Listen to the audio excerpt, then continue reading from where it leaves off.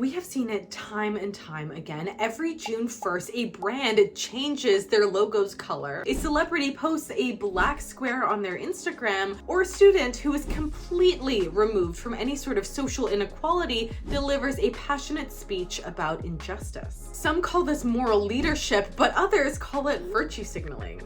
But what is virtue signaling really? Is it hypocrisy? Is it inevitable? Or is it just a way that humans communicate morality to one another? Today we're going to be getting into all things virtue signaling, from economics to psychology to even the evolutionary theory of this practice. This is a term that first became popularized in the 2015 political discourse. It generally refers to public expression of moral values primarily intended to enhance one's social status rather than to create real change. And there's two key components here. The first being public moral expression, and the second being the status that is benefited to the speaker. A way that I think about virtue signaling, it's sort of like those videos of people feeding homeless people. Yes, it's good, but the very fact that you took out your camera and filmed someone when they are truly in one of the most destitute and dire situations, and then posted it on Instagram, it's clearly for your own social clout. However, I want to make an important distinction in that virtue signaling doesn't actually mean that the person is lying themselves.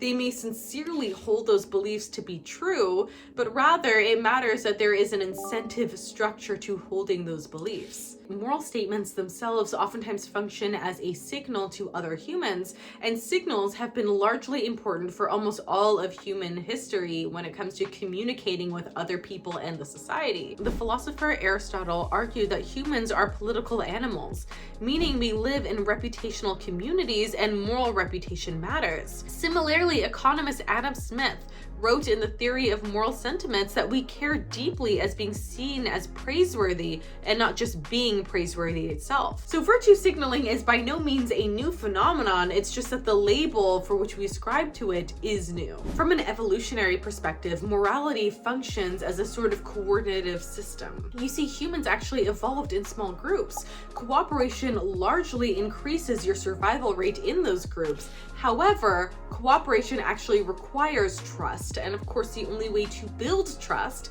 is to be reliable, to have a shared sense of loyalty, and most importantly, to have a shared sense of norms or cultural beliefs. And moral speech is oftentimes the cheapest and the fastest way to communicate that your belief system does in fact align with the group's belief system. The book Elephant in the Brain by Kevin Simmer and Robin Hens argues that human behavior is driven by hidden motives, especially status competition. We oftentimes perform virtue to compete socially. Similarly, in The Righteous Mind by John Haddock, he argues that moral reasoning is largely post hoc justification. We intuit first, but justify it publicly. Moral public expression oftentimes strengthens in-group bonds and actually fosters a sense of sort of tribalism. That's why moral posts online spread rapidly. They don't just communicate belief, but they communicate belonging. And speaking of which, digital platforms actually reward visibility. In fact, algorithms actually prioritize emotionally charged content. Moral outrage and rage baiting spreads faster and further than moral neutrality. Research from the Journal of Nature found that moral emotional language significantly increases sharing on social media. This creates a feedback loop where you express a strong moral emotion, you receive likes and validation, and this reinforces that behavior. You see, the cost of virtue signaling is low, but the reward is high.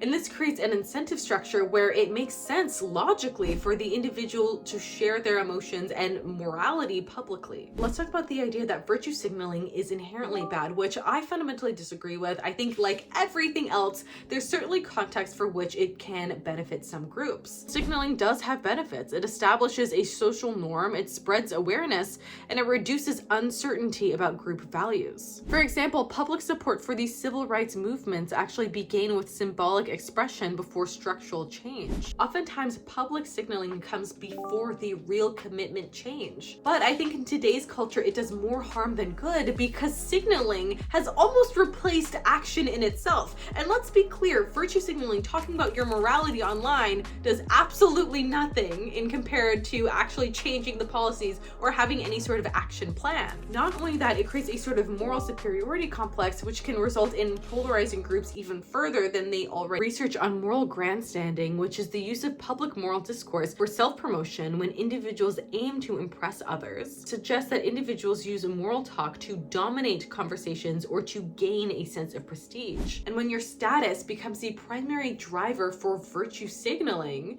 then the discourse escalates quickly. This results in people expressing more and more extreme opinions in order to differentiate themselves from the crowd. This, of course, furthers polarization. Data from the Pew Research Center shows a rising ideological hostility over the past decade in the United States. Extreme moral language becomes a competitive display. It's almost like a who's a better person contest. What I find interesting about virtue signaling is that there is a difference between cheap and costly virtue signaling. Here's what I mean by this. A cheap signal, for example, would be something like a hashtag, a black square, posts, or words. However, a costly signal is time, money, risk, and sacrifice. And costly signals should be more credible because there's action behind them, but sometimes it's not necessarily the case. For example, anonymously donating money is costly and you don't get any of the social benefit from it or perceived benefit. However, changing your profile picture so it aligns with the colors of the month is very cheap,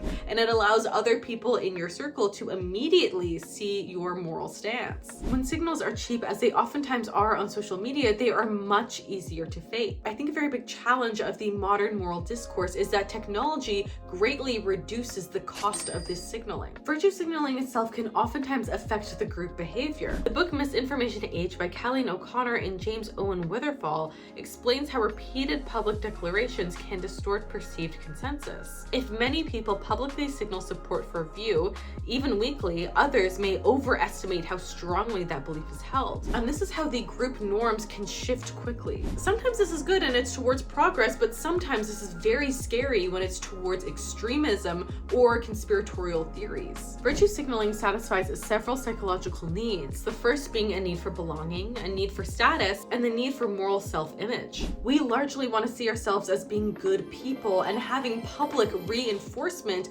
oftentimes makes us feel good. In highly moralized environments, to not perform in this virtue signaling can actually be interpreted as opposition rather than neutrality. And situations such as this oftentimes produce these sort of force signaling dynamics. A particular situation that I can think of is any sort of corporate structure that engages in virtue signaling. Because let's be honest, most of these corporate social responsibility statements that they produce oftentimes function as reputation management. Motivations include brand positioning, investor pressure, or employee retention. And don't get me wrong, sometimes these corporations have genuine reform and this is sincere. However, I think in a lot of these situations, they are just doing this as a sort of free or low-cost marketing. And the difference between the two really does boil down to what commitments they actually make outside of these statements and meaningless words. And of course, there's no sort of test that we can pose to either corporations or to individuals. However, I do think that virtue signaling oftentimes has a pattern, especially when it is not backed by true sincerity. Some questions you may want to start asking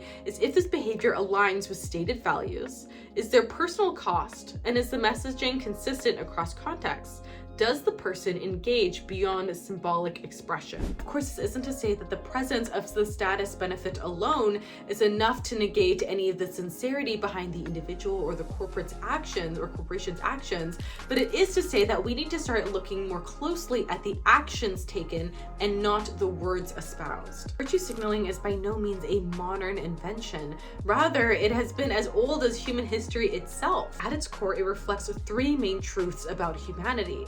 The first being that humans deeply care about moral reputation. Public signals shape social norms, and incentives determine expression. So the question isn't whether virtue signaling exists, because it most certainly does exist, but a better question might be, should we be rewarding virtue signaling, which I don't think that we should, or should we focus more on the commitments that the person or the corporation does outside of just the words that they say? Let me know your thoughts in the comments below. How might we go about determining if somebody is being sincere or if they are just trying to use a social injustice to propagate their own status in their group or on social media? If you enjoyed this video, please leave me a like and consider subscribing. I post new videos every Tuesday and Friday.